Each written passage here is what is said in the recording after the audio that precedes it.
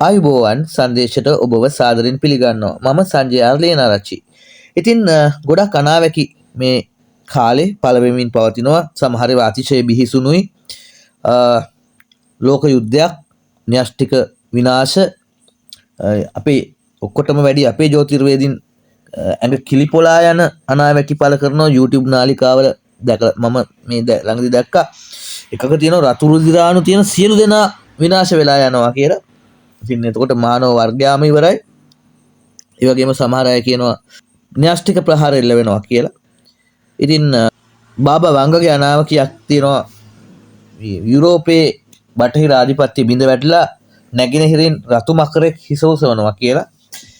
මේ මිත්‍රවරුනි, මේ යුද්ධය මම දකින විදිහට මගේ මතය නම් රටක් තව රටකට රටවල් කීපයක් එකතු වෙලා ආක්‍රමණය කරන එක ජාත්‍යන්තර සම්මුතින් පවා බිඳ හෙළන දෙයක්.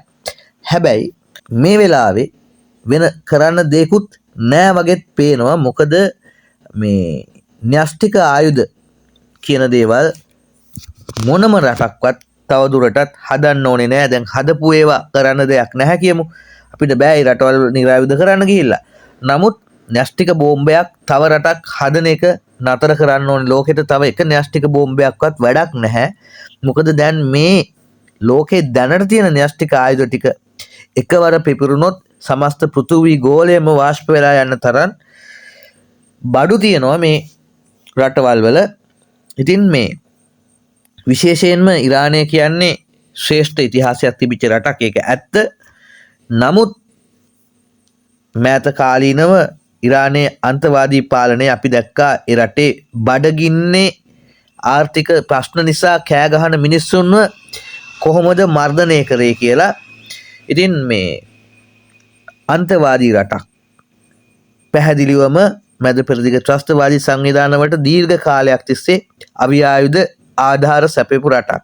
ඉතින් මේ වගේ රටක් න්‍යෂ්ටික බෝම්බයක් අත්පත් කරගත්තොත් අපි දන්නවා මේ දෙවියන් වෙනුවෙන් මරාගෙන මැරෙන සංවිධාන නියෝජනය කරනවා මේ රටවල්. ඉතින් මේ වගේ රටකට න්‍යෂ්ටික බෝම්බයක් දෙන්න, න්‍යෂ්ටික බෝම්බයක් අත්පත් කර දෙන එක වළක්වන එක කවුරු කරත් හොඳ වැඩක්. මේ හතර වටේ ඉන්න තමන්ගෙම ආගම අදහන, තමන් එක්ක ගැටුමකට ආවේ නැති රටවල් වලට පවා තමන් ගාව තියෙන දැනට තියෙන රොකට් මිසයිල් පාවිච්චි කරලා පහර දෙන ඉරානය සතුව න්‍යෂ්ටික ආයුධ තිබුණා නම් ඔවුන් ඒවැනුත් ගහනවා.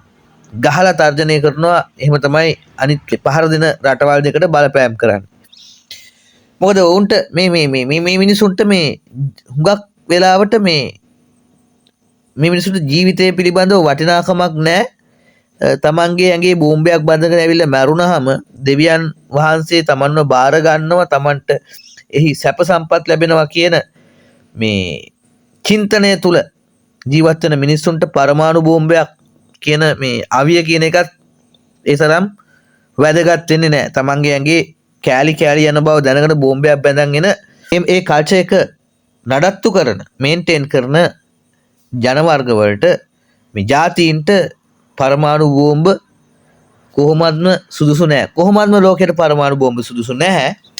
ඉතින් මේ ඒ කාලේ ඔය හිට්ලර්ගේ ව්‍යාප්තියත් එක්ක හිට්ලර්ට කලින් පරමාණු බෝම්බය අත්පත් කර ගැනීමේ අවශ්‍යතාවය මත කියලානේ මේ ඇමරිකාවේ පර්යේෂණවල ප්‍රතිඵලයක් විදියට අර අපේ වේද ග්‍රන්ථවල තියෙන බ්‍රහ්මායුධයට සමාන. බ්‍රහ්මායුධය කියන්නේ මම විශ්වාස කරන්නේ මේ ඒ කාලේ තිබුණ න්‍යෂ්ටිකාවි තමයි. මොකද සමහර මහා භාරතයේ කතාවල තියෙනවනේ නේද මේ තෘණ ගහක් අරගෙන ඒකේ තියෙන ඒකට ශක්තිය එකතු කරලා ඒකේ සංයුතිය වෙනස් කරලා ඒක බ්‍රහ්මායුධයක් බවට පත් කරලා පහර දුන්න කතාවක්. ඒ වගේම බ්‍රහ්මායුධ වලින් සිදුවෙන දේ ගැන අපි අවධානය යොමු කරාම ඒවා තියෙනවා මේ වෙන විනාශය. වැස්ස වැටෙන්නේ නැතුව යනවා වසර ගණනාවක් යනකම්. ගස් කොළන් පැලවෙන්නේ නැහැ. ජීවියෙක්ට ජීවත් වෙන්න බෑ. ඉතින් අද කාලේ මේ න්‍යෂ්ටික ප්‍රහාරයකට ලක් වෙච්ච ප්‍රදේශයක් වගේ අදහසක් තමයි එන්නේ. ඉතින් මේ අවුරුදු 4000කට 5000කට කලින් මේ වගේ සංකල්ප වුන් දැනගෙන හිටියා කියන්නේ ඊට කලින් යුගවල මේව බ්‍රහ්මායුධ නැත්නම් මේ න්‍යෂ්ටික ප්‍රහාර වලින් යුග අවසන් වෙච්ච බවක් පේන්න තියෙනවා. ඉතින් අපි දන්නවා අපේ පොළොව විනාශ වෙන්න, පෘථිවිය විනාශ වෙන්න ක්‍රම තියෙන්නේ ඉතාමත් සීමිත ප්‍රමාණයක්. එකක් පෘථිවිය තුලින්ම ස්වභාවිකව වෙන කිසියම් විදියක ස්වභාවික ආපදා, කාලගුණික දේශගුණික විපර්යාස නිසා ඒක වෙන්න පුළුවන්. අනිත් එක පෘථිවියට පිටතින් එන උල්කාපාතයක ගැටීමක් නිසා හෝ පිටසක්වල ජීවීන්ගේ අපි තවමත් හඳුනාගෙන නැති, අපි දන්නේ නැති පිටසක්වල ජීවීන් ඉන්නවා කියලා උපකල්පනය කරලා දිනවා. එවැනි පිරිසකගේ ආක්‍රමණයක් නිසා පෘථිවිය විනාශ වෙන්න පුළුවන්. එහෙම නැත්නම් ඔය පෘථිවියේ තියෙන ස්වභාවික තත්වයන්, ගම් වතුර, නායෑම්, මුහුද ගොඩ ගැලීම්, අයිස් ග්ලැසියර් දියවීම වගේ නිසා විනාශ වෙන්න පුළුවන්. එහෙම නැති වුණාම පෘථිවිය විනාශ වෙන්න තියෙන එකම ක්‍රමය තමයි මිනිසා විසින්ම පෘථිවිය විනාශ කරගන්න එක. තමා විසින්ම මේ මනුෂ්‍ය වර්ගයා විසින් මේ පෘථිවි ගෝලය විනාශ කරලා දාන එක. ඉතින් මේක පෘථිවිය මත ජීවත් වෙන මිනිසුන්ට තේරෙන්නේ නැහැ. පෘථිවියෙන් අපි අපේ විඥාණය නැත්නම් අපේ සිතුවිලි කිලෝමීටර් ගාණක් ඉහළට ගිහිල්ලා එතන සිට පෘථිවිය දිහා බැලුවොත් හරියට නිකන් අජටාකාශ ගාමින් පෘථිවිය ගැන ප්‍රකාශ කරලා තියෙන්නේ. ඒ වගේ හැඟීමක් නැත්නම් දිව්‍යමය දෙවියන් දකින විදිහට අපි පෘථිවිය දිහා දැක්කොත් අපිට දැනෙනවා මේ පෘථිවිය කොච්චර පුංචිද, අපි මොකටද මේ මරාගන්නේ කියන මේ කාරණාව. ඉතින් කොහොම හරි දැන් මේ යුද්ධය බිහිසුණු තත්ත්වෙන් යනවා. ඉතින් මේ වෙද්දි ග්‍රහ තත්ත්වය ගත්තොත් රවි මීන රාශියට ඇවිල්ලා ඉන්නවා. රවි මීන රාශියට ඇවිල්ලා ඉන්නේ කුම්භ රාශියේ ඉඳලා, සෙනසුරුට අයිති කුම්භ රාශියේ ඉඳලා. හැබැයි දැන් මීන රාශියත් සෙනසුරු ගෝචර ගමනින් ඉන්නවා. ඉතින් සෙනසුරු ඉන්නේ මීන රාශිය යුක්තිය කියන තැන, යුක්තිය තියෙන බ්‍රහස්පතිට අයිති ගෙදර නීතියේ, ඒ වගේම වැයස්ථානයේ සෙනසුරු ඉන්නේ. ඉතින් මෙතනටම එනවා රවි. රවිටත් රජතුමාටත් වියදම්, ජනතාවටත් වියදම්, පීඩිතයාටත් වියදම්. වැයස්ථානයේ ඉන්නේ. මේ වෙලාවේ කුජ ශනිගේ ගෙදර, එහෙම නැත්නම් ජනතාව අතර සෙන්පතියා මිනිස්සුන්ට පීඩා ගෙන දෙනවා, යුද්ධයක්, යුද වදිනවා. ඉතින් මකරේ කුජ උච්ච වෙලා ඉඳලා තමයි දැන් කුම්භයට ඇවිල්ලා තියෙන්නේ. දැන් කුජ යනවා තමන්ගේ ගෙදර, ස්වක්ෂේත්‍ර වෙනවා මේෂයට ගිහිල්ලා. රවි අප්‍රේල් අවුරුදු උදාවත් එක්කම පැමිණෙනවා මේෂයට උච්ච වෙලා. ඉතින් රජතුමා තවත් බලවත් වෙනවා. හුඟක් වෙලාවට මේ අවුරුද්දෙන් පස්සේ යුද්ධයේ තීරණාත්මක තත්ත්වයකට උදා වෙන්න පුළුවන්. යුද්ධයේ අවසානයේ වෙන්න අප්‍රේල් මේ රවි උච්ච රාශියේ ඉන්න වෙලාවේ, බලවත් වෙලා ඉන්න වෙලාවේ යුද්ධයේ තීන්දුවක් එන්න පුළුවන්. ලෝක විනාශය නම් වෙන්නේ නැහැ. ශනි මීන රාශිගත වෙලා ඉන්න මේ වැයස්ථානයේ 12 යන්නේ ඉන්නේ. ඉතින් ශනි ඊටම සෙමින් ගමන් කරන ග්‍රහයෙක්. ශනි තමයි මේ වයන් පීඩාවටපත් වෙන්නේ. ඒ කියන්නේ පීඩිත ජනතාව. මේ අවසානයේදී විනාශයටපත් වෙච්ච, බිඳ වැටිච්ච පර්සියාවක්, ඉරානයක් බොහෝ දුරට ඉතුරු වෙයි. මේ යුද්ධයේ සැබෑ ජයග්‍රාහකයා, මේ යුද්ධයේ සැබෑ ජයග්‍රාහකයා අර චන්ද්‍රය නීච වෙච්ච, හිත දරදඬු ඩොනල්ඩ් ට්‍රම්ප් මහත්තයා වෙන්නේ නැහැ. මේ යුද්ධයේ සැබෑ ජයග්‍රාහකයා යුද්ධ නොකරන, යුද්ධය නිසා තව තවත් පොහොසත් වෙන, ආර්ථික වශයෙන් ශක්තිමත් වෙන රතු මකරා, බාබා වංගගේ අනාවැකිය අනුව නැගෙනහිරින් මතුවෙන රතු මකරා. රුසියාවත් මේ වෙලාවේ යුද්ධයට එන්නේ නැහැ. හැබැයි රුසියාව යුද්ධයට එන්නේ නැත්තේ ඔවුන්ගේ ආර්ථික ඉලක්කයකට වඩා ඔවුන්ට තව යුද්ධයක් තියෙන නිසා. මේ වෙලාවේ රුසියාව ඔවුන්ගේ යුද්ධය හොඳින් කරගන්න උත්සාහ කරනවා. බටහිර අවධානය මැද පෙරදිගට යොමු වෙලා තියෙන අවස්ථාවක. නමුත් චීනය මේ හැමෝටම බඩු විකුණන ගමන්, මේ හැමෝගේම මධ්‍යස්ථ මිතුරා වෙලා ඉන්න ගමන් කිසිම දෙයක්, යුද්ධයක් නොකර මෙහි සැබෑ ජයග්‍රාහකයා බවට පත් වෙනවා. ඉතින් මේ යුග, මේවා යුගනේ. අපි දන්නවා, අපි කතා වෙනවා අපේ අර රාවණ රජතුමාගේ යුගය. ඒක අවසන් වෙනවා රාම කුමාරයාගෙන්, ඒ රාවණ අධිරාජ්‍ය. ඒ වගේම ද්වාපර යුගයේදී මහා භාරත යුද්ධය අපි දන්නවා. එයින් එක යුගයක් ස්ථාපිත කරනවා, එක අධිරාජ්‍යයක් ස්ථාපිත කරනවා.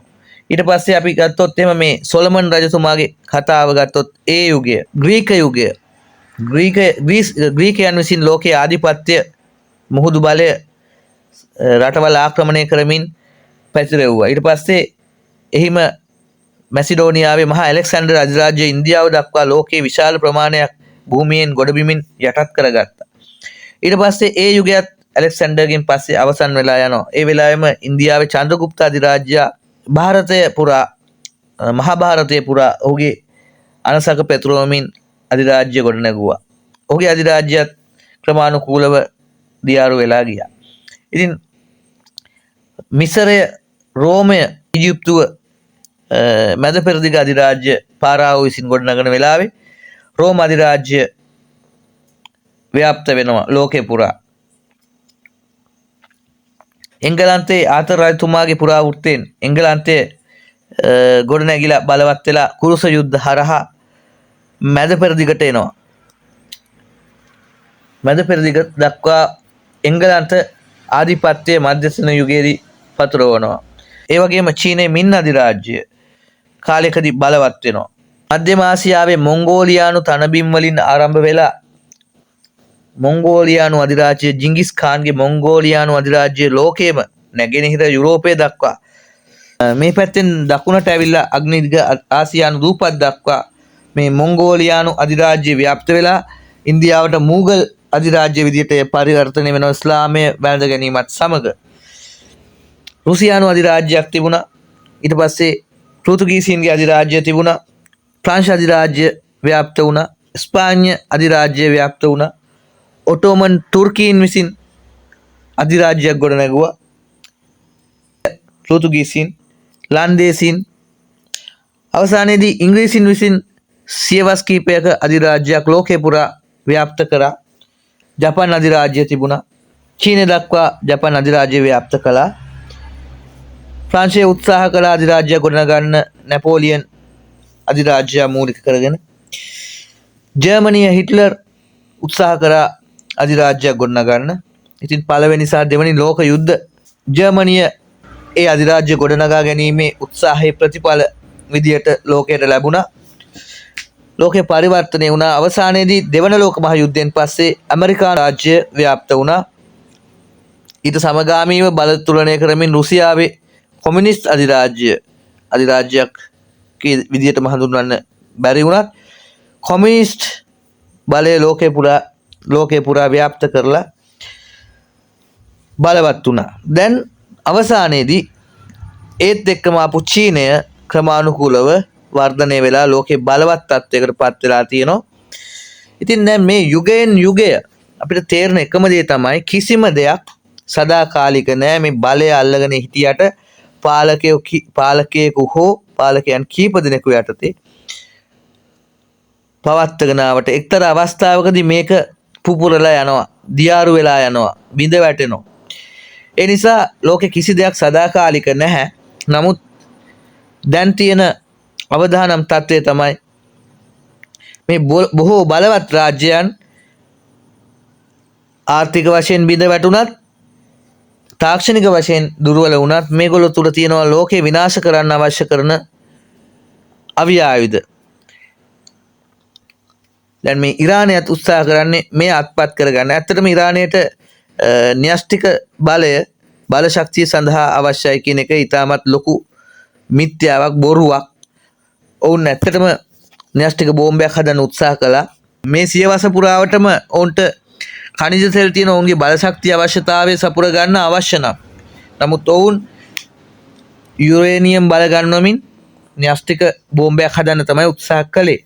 ඉතින් ඒකට පහර දීම ජනතාවට සහ රටට පහර දීම පැත්තෙන් බැලුවාම වැරද්දක් වුණත් මේ ව්‍යාපෘතිය නතර කරන්න නම් ඉරානයේ පාලන තන්ත්‍රය වෙනස් කරන්න ඕනේ. අවසාන කියන්න තියෙන්නේ සියලු දෙනාම එකතු වෙලා ලෝකයට සාමය ප්‍රාර්ථනා කරන්න කියලා. අපේ සිතුවිලි වල ශක්තියින් එකතු වුණාම මේ යුද්ධය නතර කරන්න පුළුවන්. සමහර උඩඟු චන්ද්‍රයා නීච වෙච්ච මේ ජ්‍යොතිෂය ගැන පොතපත කියන විෂයෙන් ඉගෙනගෙන කතා කරන පුද්ගලයන් මේ විශ්ව ආකර්ෂණය විශ්ව ආකර්ෂණ ශක්තිය, මේ චින්තන ශක්තිය, ආධ්‍යාත්මික ශක්තිය ගැන නිර්දය ලෙස විවේචනය කරනවා. පුළුවන් නම් යුද්ධ නතර කරන්න කරපල්ලා කියනවා මේ ආධ්‍යාත්මික ශක්තියෙන්. සමහර වෙලාවට මේ තර්කානුකූලව අදහස් ඉදිරිපත් කරන මෝඩ මිනිස්සු දන්නේ නැහැ ඔවුන්ගේ මේ තර්ක නගන්න ජ්‍යොතිෂ්‍ය පොතපතට ආවේ දුරේක්ෂයක්වත් නක්ෂස්ත්‍ර දුරේක්ෂයවත් හොයාගන්න කලින් ඈත යුගයේ හිටපු ඍෂිවරු විඥාන ශක්තිය භාවිතා කරලා ගස් යට ඉඳගෙන වනාන්තරවල ගල් ගුහාවල ඉඳගෙන තමයි මේ ඥාණය මේ ග්‍රහයන් පිළිබඳව. මොකද ඔබ අපි දන්නවනේ රැට අහසට ගිහිල්ලා බැලුවාම අපිට බොහොම සීමිත ග්‍රහයන් ප්‍රමාණයක් තමයි හඳුනා ගන්න පුළුවන් වෙන්නේ. ඉතින් ඒ නිසා මේ ග්‍රහලෝක නිරීක්ෂණය කරලා මේ ශාස්ත්‍රය යම් මට්ටමකට ගොඩ නගන්න ඇති. හැබැයි මේ ග්‍රහලෝක නිරීක්ෂණයේදී ග්‍රහලෝක පිළිබඳව මේ සංකල්ප ගොඩ නැගුවේම විඥාන ශක්තියෙන්, අධිමානසික ශක්තියෙන්, චින්තන ශක්තියෙන්. ඒ නිසා මේ එය මිත්‍යා දෘෂ්ටියක් නෙවෙයි. එය මේ සිතුවිලි වලට පුළුවන් ලෝකයට සාමය උදා කරන්න. හැබැයි මේ ඉරානයට මේ යුද්ධය ආව හේතුව ඔවුන් අවුරුදු ගණනාවක් තිස්සේ ඔවුන් යුදවාදී මානසිකත්වයක සියලුම පුරවැසියන් හිටියේ. ඔවුන් යුද්ධයට සූදානම්ෙන් හිටියේ. ඔවුන් අවි ආයුධ රැස් කරා. ඒ වගේම ඔවුන් යුද්ධවලට උදව් කරා. අනිත් එක්කෙනාගේ අපේ රටෙත් එහෙමයි. ඉතින් අපේ රටෙත් යුද මානසිකත්වය තියෙන්නේ. අපේ රටේ ඉරානයට බෝම්බයක් වැටෙනකොට ඊශ්‍රායල් හිතවාදීන් උද්දාමයට පත් වෙනවා. ඊශ්‍රායලට බෝම්බයක් වැටෙනකොට ඉරාන හිතවාදීන් උද්දාමයට පත් වෙනවා. ඒ නිසා මේ අපි ඉල්ලන දේ තමයි විශ්වය අපිට දෙන්නේ. ඉරානය සහ මේ ඊශ්‍රායලය මේ රටවල් සියලුම මේ කලාපේ රටවල් යුද්ධයන් අපේක්ෂාවෙන් සිටින රටවල්. ඔවුන් ඒට පෙරහුරු කරන ඔවුන්ගේ මනස පවා යුද්ධය ඉල්ලන්නේ. ඉතින් මේ යුද්ධය ඔවුන්ට ලැබිලා තියෙනවා. ලෝකයට සාමය උදා කරන්න නම් යහපත් මිනිසුන්ගේ යහපත් සාමකාමී සිතුවිලි විශ්වයට එකතු කරන්න, විශ්වයට එකතු කරන එක තමයි හොඳම දේ. ඉතින් මේ කාරණාව මතක් කරන ගමන් මේ යුද්ධයේ සැබෑ ජයග්‍රාහකයා වෙන්නේ චීනය. අපේ රටේ දේශපාලන විචාරකයන් පවා කියනවා මේ චීනය ඇයි මේ වෙලාවේ නිහඬව ඉන්නේ? චීනයට පුළුවන් යම්කිසි දෙයක් කරන්න. චීනයට තමන්ගේ යුද ශක්තිය පෙන්වන්න පුළුවන්. චීනයට බොහෝ අවි ආයුධ තියෙනවා, හමුදාවක් තියෙනවා, න්‍යෂ්ටික බලය තියෙනවා. න්‍යෂ්ටික බලය පාවිච්චි කරන කවර හෝ රටක නායකයෙක් ඉන්නවනම් ඒ නායකයා පල්මපල් මෝඩයෙක්. ඉතින් චීනය වගේ රටවල්, රුසියාව වගේ රටවල් වල නායකයන් උගතුන්, ඒ වගේම හොඳ පරිණත දැක්මක් තියෙන අය. ඔවුන්ට අවශ්‍ය ඔවුන්ගේ රට දියුණු කරන්න. නැති වෙන දෙයක් නැති මෝඩ ජාතියක් කරුණාම, එහෙම නැත්නම් මරුණාම මේ තමා විසින් තමාව සහ අනුන්ව මරාගෙන මරුණාම දෙවියන් සතුටු වෙනවාය කියලා සිතන ජන කොට්ටාශයක් හැර කිසිවෙකු බුද්ධිමත් කිසිම නායකයෙකු න්‍යෂ්ටික ආයුධයක් පාවිච්චි කරන්නේ නැහැ. ඒ නිසා මේ ඔබේ මනස තුල මේ වෙලාවේ සාමය නිර්මාණය කරන්න, සාමකාමී ලෝකයක්, සාමකාමී මුහුදු මාර්ග, සාමකාමී ආකාශයක්, සාමකාමී නගර, ලස්සන නගර, ලෝකේ ගස්කොළන් වලින් පිරුණ සතුන් සිව්පාවන් සතුටින් ඉන්න මිනිස්සු සතුටින් ඉන්න නගර ඔබේ මනස තුල චිත්‍රණය කරගන්න, චිත්‍ර රූප මවා ගන්න. එවිට මේ ග්‍රහ බලය යහපත් වෙන අවස්ථාවේදී, සුබ වෙන අවස්ථාවේදී, විශේෂයෙන්ම මේ රවි සහ කුජ යහපත් ලෙස සෞම්‍ය රාශිගත වීමත් එක්කම මේ ලෝකයට සාමය උදා වේ කියලා අපිට අපේක්ෂා කරන්න පුළුවන්. ඉතින් ඔබ සියලු දෙනාත් ඒ අපේක්ෂාවන් තුල ඉන්න. එනම් ගිලෙන්නම් තෙරුවන් සරණයි. සාමකාමී හෙටක් ජය වේවා. මම සංජය ලියනාරච්චි සංදේශයෙන්.